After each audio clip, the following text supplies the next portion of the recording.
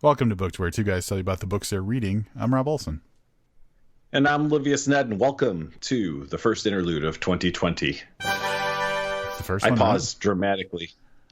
Well, yeah, right? Because we had a year in review. I paused dramatically because I felt like there should be music there, although we don't have music.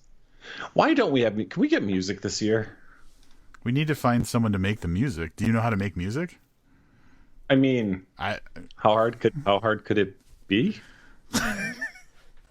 And we lost all of our musician listeners. Yeah, so listen, if you think you have the absolute right music for this podcast, feel free to email it to us at bookpodcast@gmail.com if you would like for us to use it on our podcast. That being said, I know somebody who makes music, and I was like, and I was like, none of this fits. None of it fits. So I did recently try. And it's not, look, gentleman is very talented for what it is, but it's kind of like pretty heavy, like electronica music. I just didn't feel like it fit with what we do. But yeah, I would love to have some music for this podcast. That way, there could have been music inserted in that dramatic pause that I made about it being the first interlude of 2020. Thanks. It sounds like work. Like, it sounds like adding more files to the edit. Yeah, like two. One at the beginning, one at the end, maybe. Yeah, it's just, that's two more than I have to right now. All right. Any rate, if you've got something, send it over, and maybe I can convince Rob to do that. We've got a few topics to cover this week. We've actually been really busy. I'll start out by saying I spent like 45 minutes at the post office today sending out the newest, latest, and potentially last edition of the Booked Patreon coffee mug. Yeah. I'm glad you did that because I hate going to... I was thinking the other day, I have an actual traditional mailbox, and it just occurred to me that I can just put things in there and they'll take things away from my house. So I might have to start, if I have to like mail something, you know how you can just When was the last time you had to mail something, though, that wasn't a package? Well, that's never. It's been a long time. Yeah. But you can get those little, you can buy stamps through the internet and print out a thing and tape it on a thing, and then that's your postage. Mm-hmm. Like, if I have to send out a book, that'll fit in that mailbox. That's true. Yeah, that's a good point.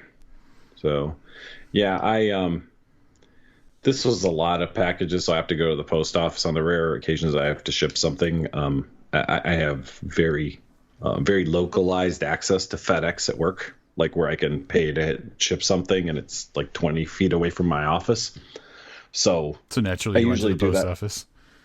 Well, I went to the post office because I assumed FedEx would cost 2 to 3 times as much to send these out. And quite honestly, then I kind of have to do the work myself then, where there's just a really nice lady at the post office. I just put it up there and I go, listen, it's not flammable or hazardous and I don't need insurance. Like, just send this shit. And she just does it. So, yeah, they love me at the post office. She sees you walking up. She's like, oh, here comes that guy that doesn't know how to make packages work. Yeah, like, just shuffle this shit away. I do the thing with my hand where I'm sweeping forward with my hand, like, make these packages go. And then she's like, fill out these customs forms. And I start getting mad about foreigners. So, You know who you are, foreigners. They love you. The band Foreigner? Yeah. Yes, the band Foreigner are getting a coffee mug. Just one, though, and they have to share it. And by share it, I mean drink out of it simultaneously. Just pass it around the table? Yeah, not like you get it for a weekend, then I get it for a weekend. This isn't a child that you didn't love enough to stay together for. This is...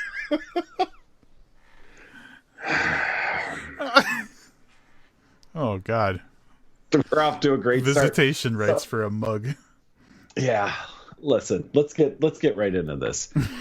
I saw this article and I want to talk about it. Now, this article's from the 8th, but we had a book to review last week and we didn't want to add on a bunch of stuff. But Book Riot, I'm assuming at some point you've stumbled across some article or something on their website, yes?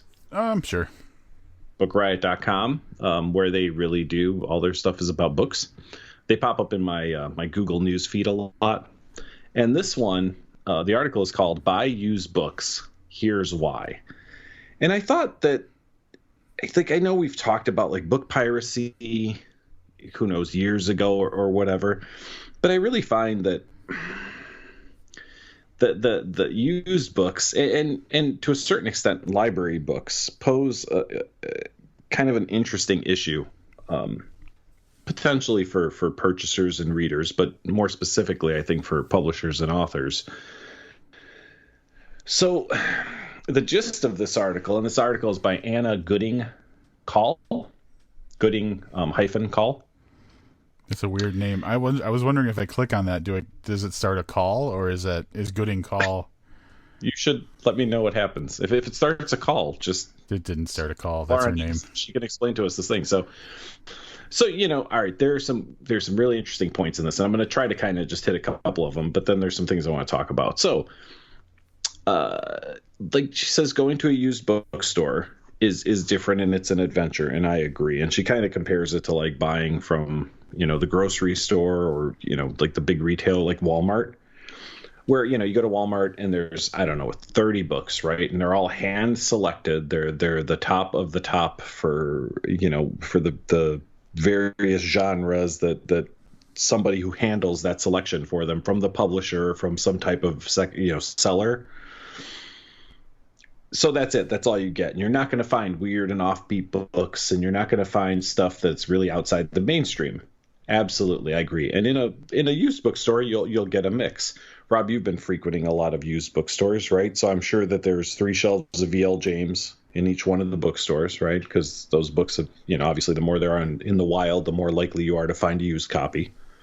Well, thankfully, I don't go through the romance / erotica section, so I actually usually avoid the E.L. James, but I get what you're saying, and yes. Well, I mean, that's so Stephen King probably has a couple of dedicated shelves. Yeah, so whatever it is, so that's the same stuff you would buy at Walmart, but you would only be able to get the most recent version of it. So I agree with that. And yeah, you can probably find some pretty offbeat stuff there.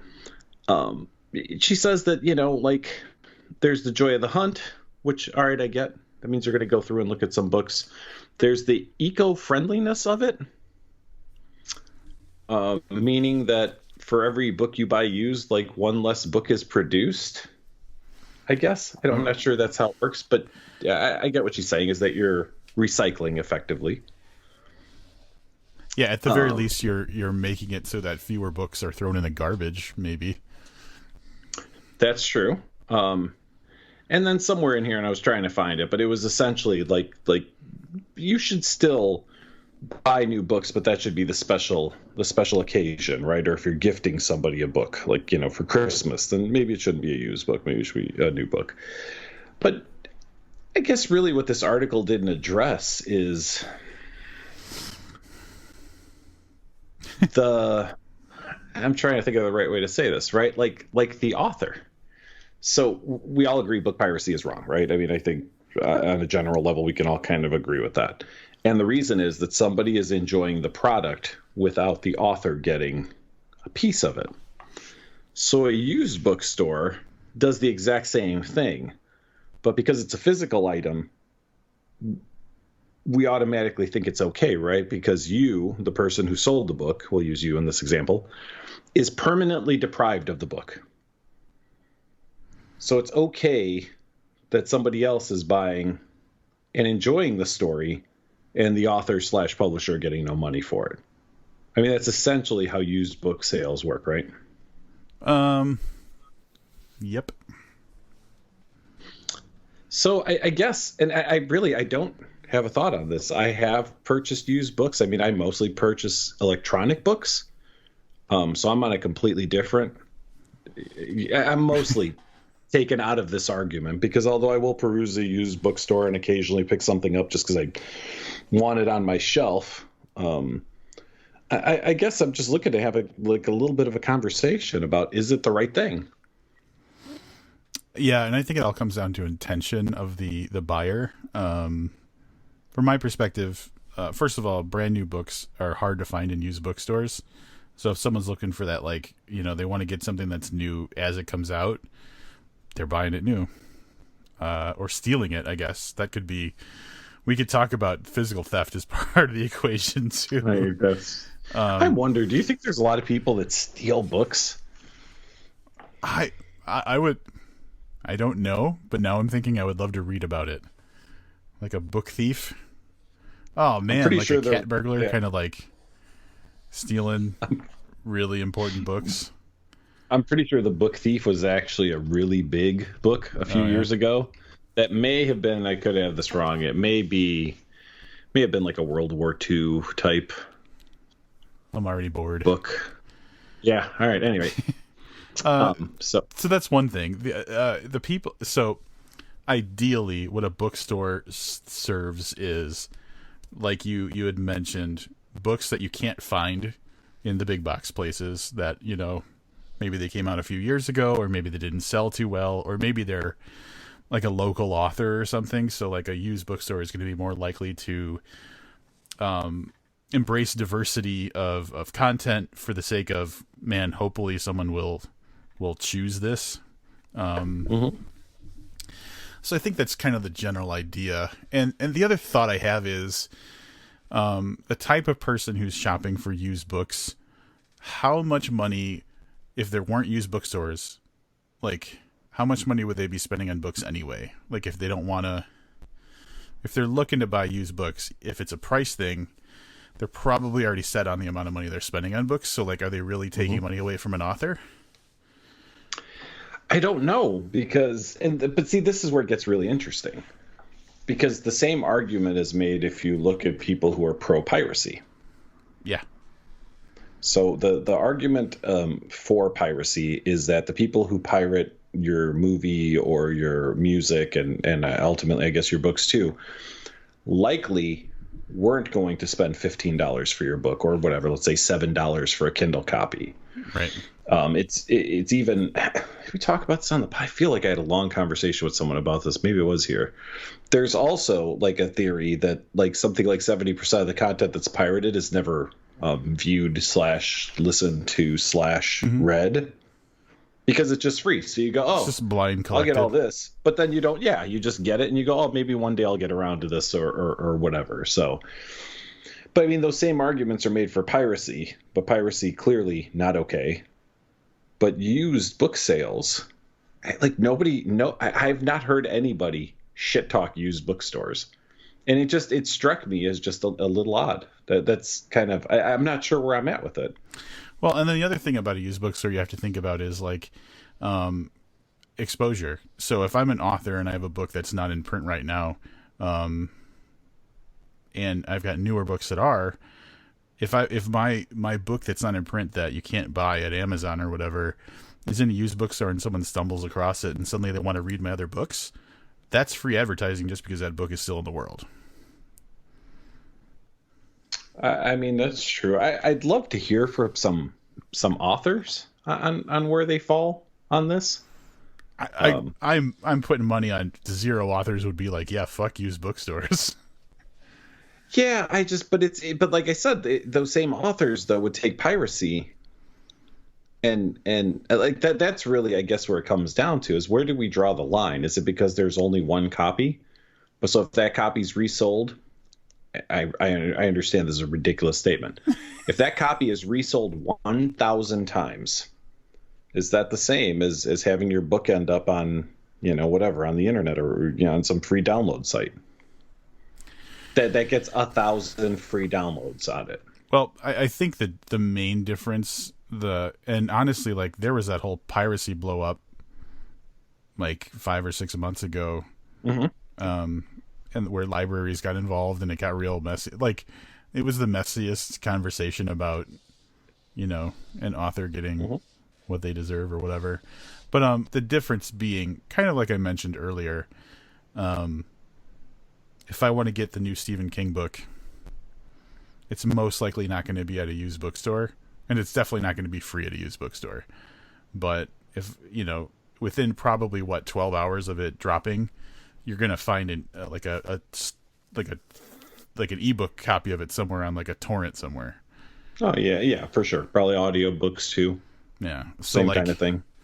So, in one case, it's someone who's an enthusiast that's still spending money on something that, they care about versus like some guy who's just like, oh, I don't want to pay for this, so I'm going to wait till a digital copy is available and download it for free.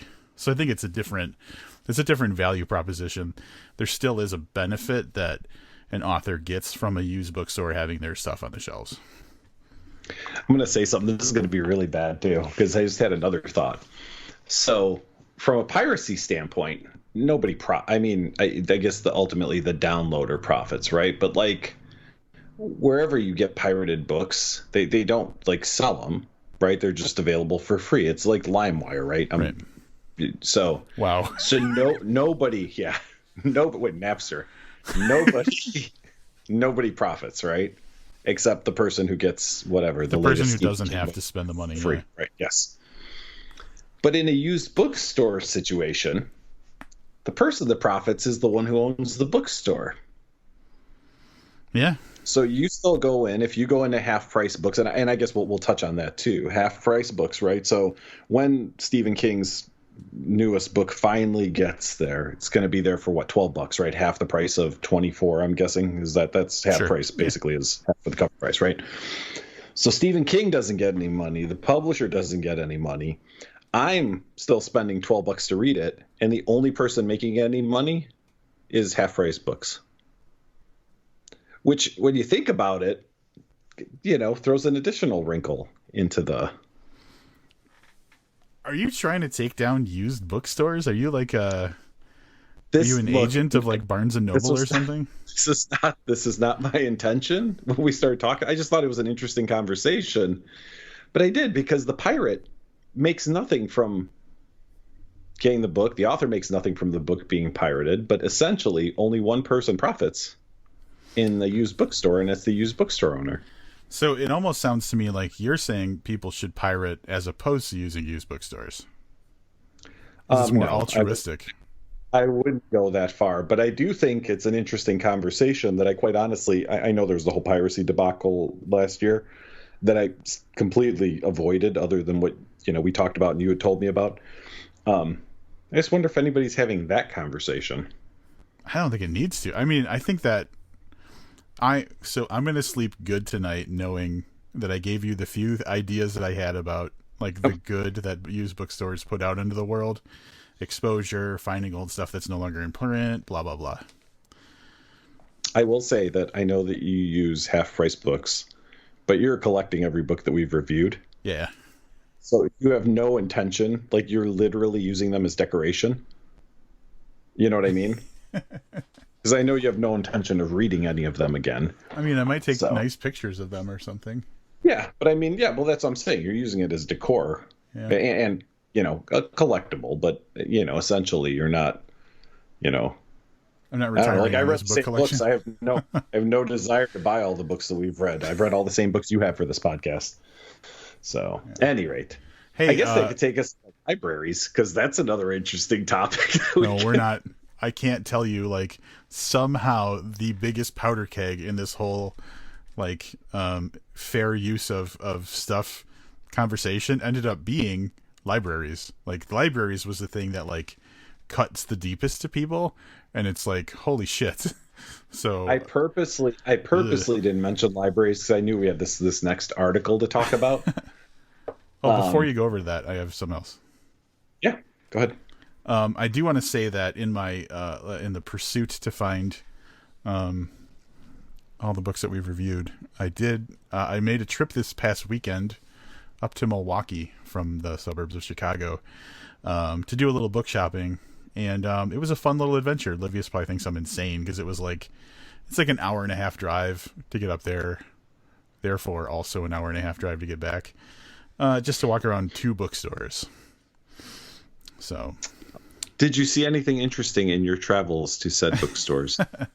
Well, one thing, I'm a big fan of Schlotsky's Deli. I don't know if you've ever eaten there. I have not. Schlotsky's Deli. There used to be one, like in my youth.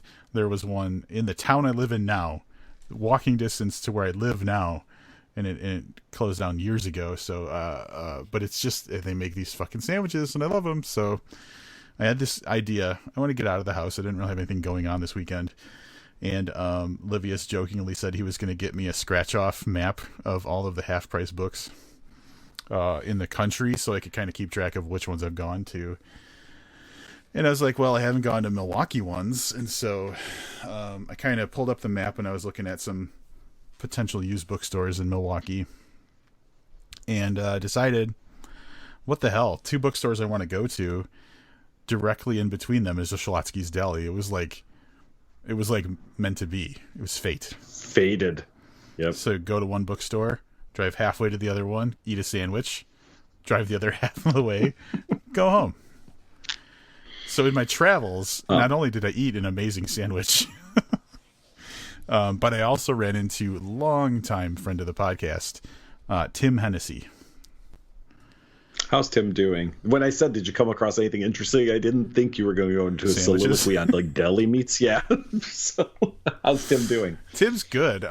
We managed to talk for a little while, and our story is we actually met him first at the Wrong Kind of Reading at the Galway Arms in Chicago in the spring of 2012. So we're going back practically 8 years.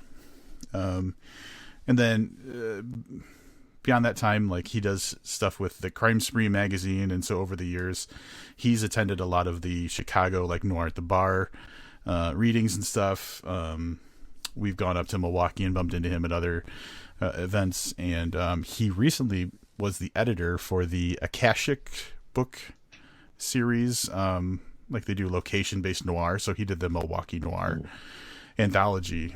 So for any listener who doesn't know who he is, now you do. So we caught up because we like bump into each other here and there over the years, but maybe talk for like 5 minutes, so it was nice to just kind of, chat about the industry and what's going on and tell him about my crazy idea. And so now, not only am I caught up with Tim, he's like, if you have, a list that you're looking for, I basically look at a book database all day. Oh, nice. And I was like, nice. So it occurred to me, there are a handful of titles on our list that are like indie books and stuff like that are no longer in print because, like, the press went out of business or whatever. And then when I'm looking at them online, it's like 50, 60, 70 bucks for what was a print on demand book. So now I'm thinking maybe Tim can help me kind of find a better deal on some of these. Yeah. And I, paying for shipping to get it to a specific store is going to be way cheaper than spending like $70 on like Abe books or whatever. For sure. I'm glad you saw Tim. Oh man, I love that super guy. Nice guy. If you guys know of him and haven't met him, really, really nice guy. Hey, what did you fill in your collection from your Milwaukee trip? Were you able to get? I know you were able to get 2 books, but were you able to get anything else? Yes, I picked up. This is almost like it was meant to be. I picked up a copy of a first edition of Katerina by James Frey. Nice. So that's on the shelf. I picked up some. I don't even know how to quantify where these land in like, the editions. But like the thing that. So I'm going to tell you what it is first. The Hardy Boys and the Nancy Drew books that we reviewed. The Tower Treasure and the Secret of the Old Clock or whatever it was called. Yep. But you can tell they're not like super original editions because like it's like all other books in the series and it lists like 15 books. So it's definitely like an older printing. I will say those covers for those Hardy Boy books, because I read a number of those when I was probably in like 4th grade. Like, I'm pretty sure those are the editions that you could find in an elementary school in whatever 1984 or whatever year that was. Yeah. It was in like the collectible, like young adult section, but it was called. Oh man, hang on. There's a category. I have the receipt right next to the desk, thankfully. That's not the receipt. That's a different half-price books receipt. That's embarrassing. Nostalgia is the category that they're in. So, yeah, $4 each. I picked up a couple other books that I just wanted. Like, I got Arturo Perez Reverte, a book of his. So yeah, it was a pretty decent. I didn't walk home. I didn't drive 2 hours home empty-handed, which was nice. Yeah, yeah. Yes, I think you're nuts. I fully agree on you thinking that I think you're nuts. Yes. So, It's very dude, what you satisfying. could, Like yeah. when I look at the shelf, I'm Listen, like, God damn. when you have the books that you can't find, what you do is you go to your local library, you look at their database, find out if there are any, check them out, and just don't return them. Oh, I know why you said that. Well, there's no fees anymore anywhere, so I would get away with it. Right. Yeah, exactly. And quite honestly, if they charge you, what do you think? What do you think the charge would be? Like $15, right? So if you're saying $70 for you to order, Yeah. pay a $15 replacement fee. Like 3 years from now or whenever they think they should have the book back, and they figured out you're not bringing it back. Ooh, I did And get do it that way. "We Live Inside You" by Jeremy Robert Johnson. Very nice. Yeah, And you so- at half price books. No, this I found it online for like $12 or something, which is Oh. great because Swallow Down Press is out of business, so it's not in print. Yeah. Not very cool. Good score. Good I score. know that's coming back in print. I'm pretty sure all of JRJ stuff is currently being reworked to be reprinted, Yes. which is good news because he is a fabulous, fabulous writer, and his stuff should always be in print, in my opinion. Yeah, and then maybe it'll be heavily checked out from libraries. It might be. Why don't you go ahead and take us into this next one? This list is very surprising, by the way. Yeah, so Livius came across that Book Riot article at some point, but I think it was being shared around like the socials or whatever. This one, I'm not sure exactly where I saw this. It might have been scrolling through Reddit. But the New York Public Library calculated. This is an NPR article from the 13th, and it's by Laurel Wamsley. New York Public Library has calculated its most checked out books of all time. And they don't mean like, hey, check out that book. They're like, when you take it out of the library and read it, and then you bring it back. Yes. I was trying to do a Livia style joke, and I don't know. Or listen, yeah, or not. Or you don't bring it back. Yeah.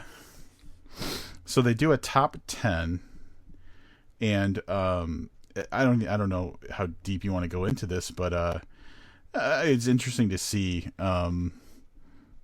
what I don't even recognize all of them, and some of them you're like, oh yeah, duh, that makes sense. So I guess I'll just run through it from 10 down to 1. Does that make sense? Sure. I will say this. I only don't know of one of these titles. It's the and some of biggest these one, right? Right, yeah. Yeah, me too. Yeah, that's exactly it. So go ahead and go through. Of note of interest, if you whatever pass out while you're listening to Rob read through a list of fucking books, there's only one nonfiction book on this list. That was a little surprising. Yeah. Well, some of them just kind of will make sense. Let's just do it. So number 10, The Very Hungry Caterpillar, Eric Carle, 189,550 checkouts. I'm not going to do the quantity of checkouts for each one.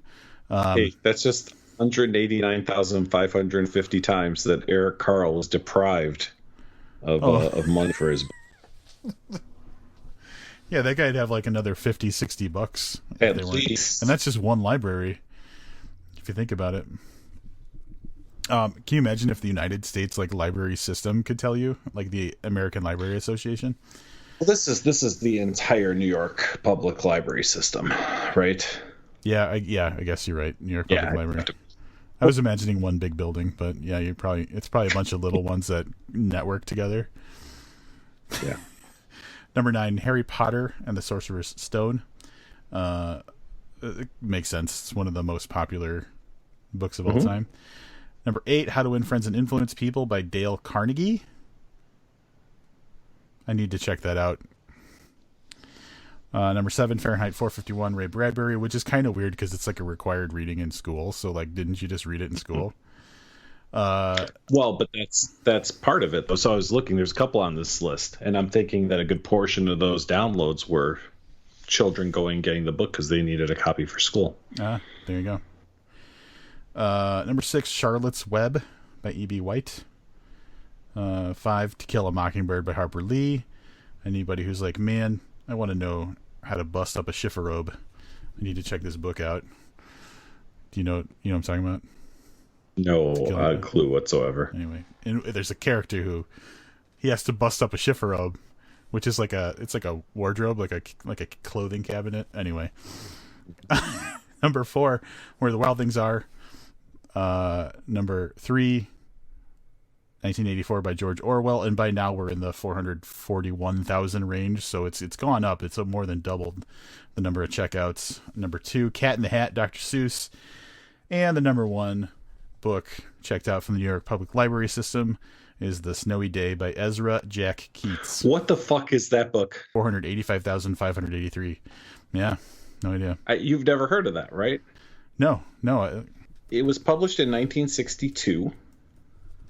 So I mean, it's got years on it to be checked out. So I mean, that's one of the keys, right? Like the longer it's been available, the more times it could have been checked out. Mm-hmm. I'm a little surprised and I'm not trying to be funny, that like Twilight or E.L. James books like didn't make the top 10. Because I feel like those books, and I don't know what libraries used to be like in, whatever, the 1970s, I guess.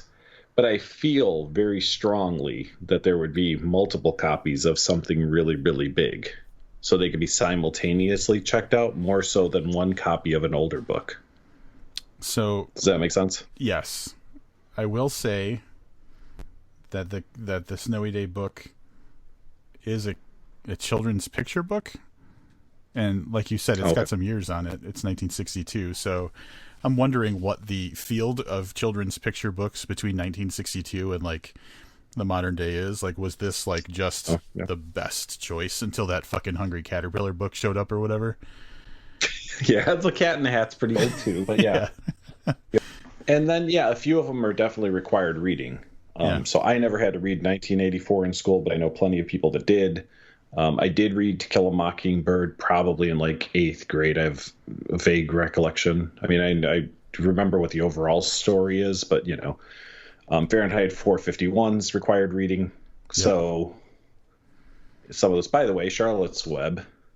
If I had to comprehensively put together a list of my all-time favorite books, Charlotte's Web is in my top 20. Yeah, it was a good little book. I love Charlotte's Web. So, of those top 10, how many have you read? So I have read. I feel like I probably read The Cat in the Hat, but I can't swear to it. Definitely Charlotte's Web multiple times. I mean, the last time at Charlotte's Web, I was a full-on adult. I was probably 35. And I also read Fahrenheit 451. So 2 for sure. I've definitely read The Cat in the Hat and Kill a Mockingbird, Charlotte's Web, and the Harry Potter books. So at least 4. Yeah. I might have The Snowy Day, and I just don't remember it because it's a children's book. Yeah. Oh, you know what? Maybe The Very Hungry Caterpillar. It's a strong possibility that I read that. Is it? When did that come out? Let's take a look. No, I don't know. I'm gonna find out. It's got that weird, like, it looks like it's watercolor paint kind of like aesthetic to it, right? 1916. Oh, you know what? When I see the picture, I recognize it again. I'm not sure if I read it, but once I saw it looks like a book that like a 3rd grader drew. You know what I mean? Like if you went to art day at school, like simple. That was 1969. So yeah, you might very well. I may have too, but I have no recollection of it. Yeah, didn't leave a lasting impression on us. And all these books more or less make sense. I think that the Da Vinci Code would be one that would come to mind, Sure. But I think that's where your used bookstores come in, because I think something, and this is 20 years ago probably, the Da Vinci Code had put out like 45 million copies or something like that. The same thing with like 50 Shades of Grey, which I recently got a signed first edition 50 Shades of Grey. My fucking lunacy is going like just over the top.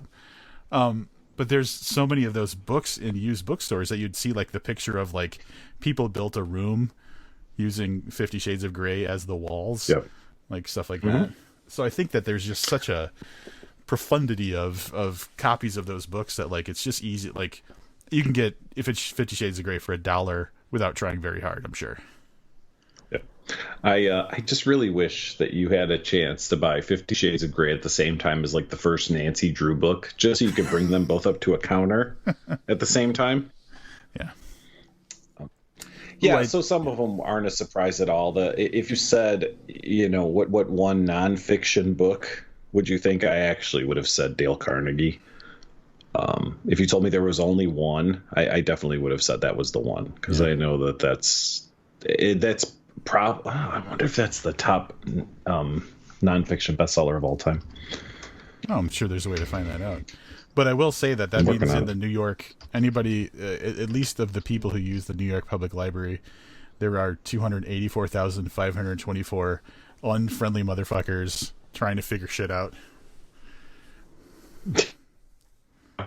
Well, you would think New York would just be such a nice and friendly place. That's what I've heard about it. Like, that's the rumors I've heard over the years. Yeah. Did you get an answer? I'm working on it. The problem is I put the top bestsellers, but it's like the top nonfiction books, which is all opinion. So I'm trying to find, it's pulling up. Here, while you're looking, I do want to say that it recently became official that I will be making a trip to New York City, and now that I know that the New York Public Library isn't just one big building, I'm a little disappointed, because like I'm gonna have to figure out which one's closest to where I'm staying, if I want to check that place out. This is by year. Check it out. Check it out. Yes, very nice. This is by year. So if you want to know, in 1924, the best-selling nonfiction of the year is Diet and Health by Lulu Hunt Peters. Oh. Yeah, at any rate, I'm not doing this. All right. If I come across it, because I remember at some point, I'll try to look into it. Yeah, so you are going to the Book Expo. The Big Apple. For those of you who aren't aware, there's a trade event called Book Expo. And I say that like I'm saying that trade event. I'm emphasizing that because that means that it's not open to the public. It's only open to people who are in like the industry. So I'm trying to like make myself sound cool because I'm going to Book Expo, but it's basically like a publishing industry like exposition. There's tons of like, individual authors and publishers and stuff kind of peddling their wares. There's also like agents, literary agents there, and anything that's literary world related is going to be there. And obviously I was like, well, of course I have to be there. And I was like, Livius, let's go. And Livius was like, fuck that, I'm going to France. Yep. That is absolutely correct. I won't actually be in France while you're there, but while you're driving, I was gonna say we could potentially meet at the airport, because I get back like the day you leave. Yeah. So yeah, I'm gonna pass on that, and I'll go into a used bookstore and deprive an author of his just dues in France instead of here. That's what I'll be doing. Well, I mean, and that's honestly like a big focus of me going out there, is depriving authors of revenue by getting free copies of books that we can use to review on the podcast. So, but I use the argument that, I mean, can you imagine quantifying the amount of books that have been sold based on us talking about them on the podcast? It's gotta be double digits. 14, I'm guessing. So, yeah, I'm excited about that. This is the first time I'm doing like a podcast related thing where I don't have some sort of like entourage of people. Usually it's like anywhere from like 4 to like 14 of us all going to enjoy it together. It's just me.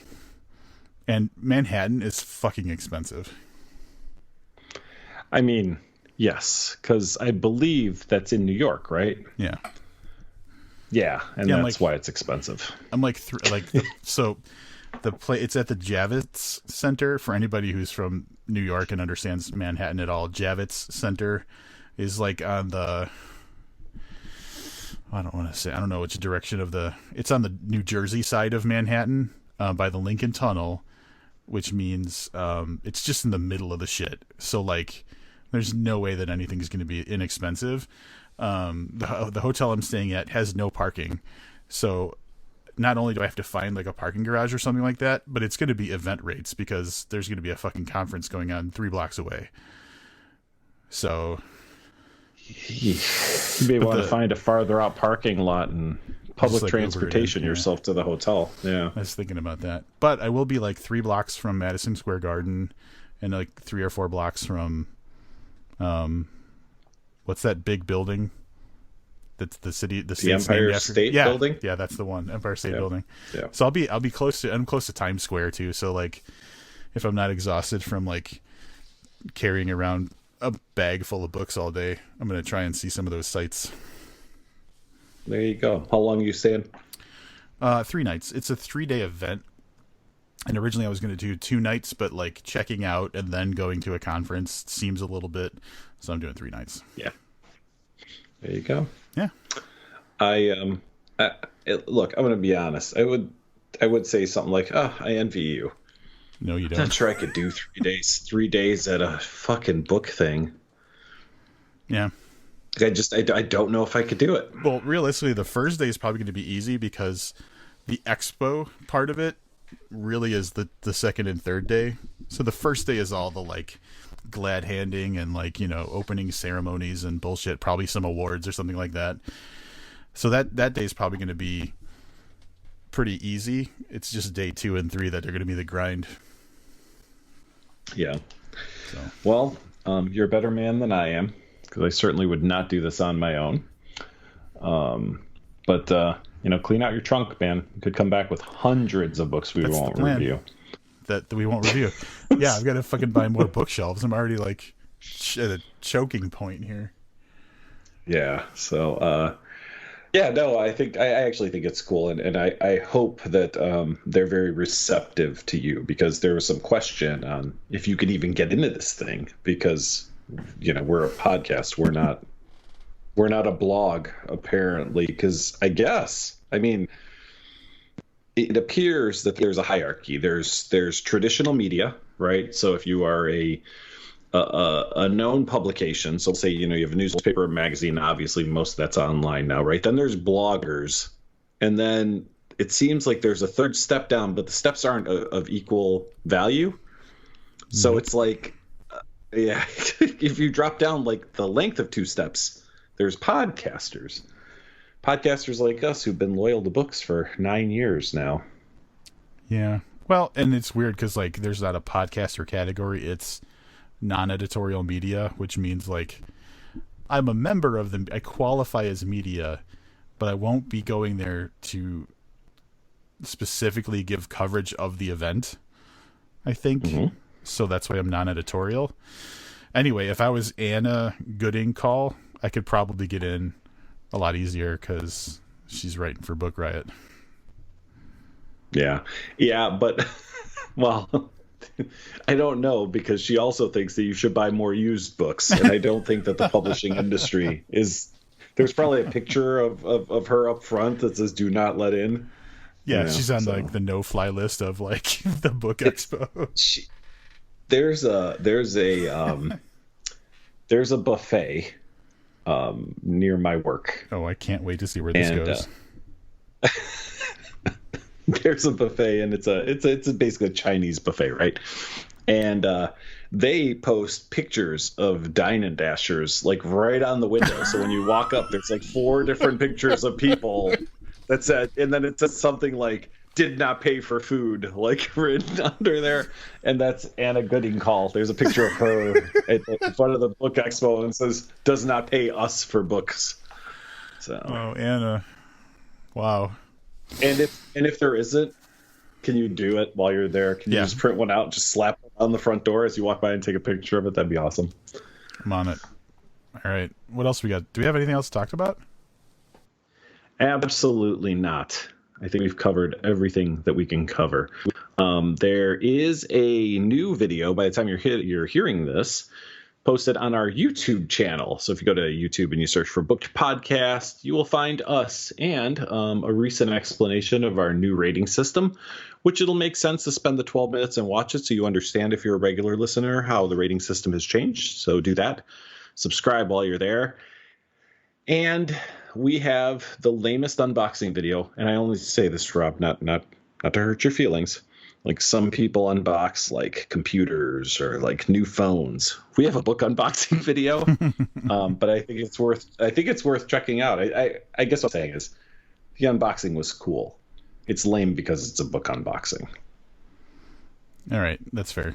I'll own that. Yeah, so check out. We have had actually a pretty decent reception for our rating system video, as in more than like 5 people have watched it. And David James Keaton did say basically that we created like a grading rubric, and I was like, oh, that's a thing. So yeah, and he's a professor, so he knows what he's talking about. Yeah, they get paid to use words like rubric. Right. Yeah. Probably Syllabus. professor made up the word. Probably did. I don't want to make a whole thing out of this, but I do want to say that the preliminary ballot for the Stoker Awards for 2020 is out in the wild. The Stoker Con is taking place in the UK this year, April 16th and 19th. We were actually going to go until we realized how far from London the location was, and we're like, fuck it, we don't want to be in the middle of like weirdo England, right? Yeah. Like with a bunch if it was in London, if it was in London, we'd totally be there. There's much more likely we'd be there. That being said, just for superior achievement in a novel, we should mention that one of our favorites of this past year, Inspection by Josh Malerman, on that list, and then The Fearing, which we also reviewed here, Wanderers, on the preliminary ballot, and Lee Murray, who I will mention. We did not read Into the Ashes, but we did meet her at StokerCon a couple of years ago. She was the moderator for the panel we were on. Seems like a very nice lady. So good luck to those books and to the other books, but we don't really have any relationship to Owl Going Back, which is the author of Coyote Rage. Yeah, the other don't know who that is. John. The other ones I wanted to mention in the fiction collection category, Brian Evanson's Song for the Unraveling of the World. We fucking love that guy. And Paul Tremblay's Growing Things in Other Stories, which we really enjoyed. So it'd be nice to see them battle it out for, I don't know, what is it, like a gold bat or something? What do you get for a Stoker Award?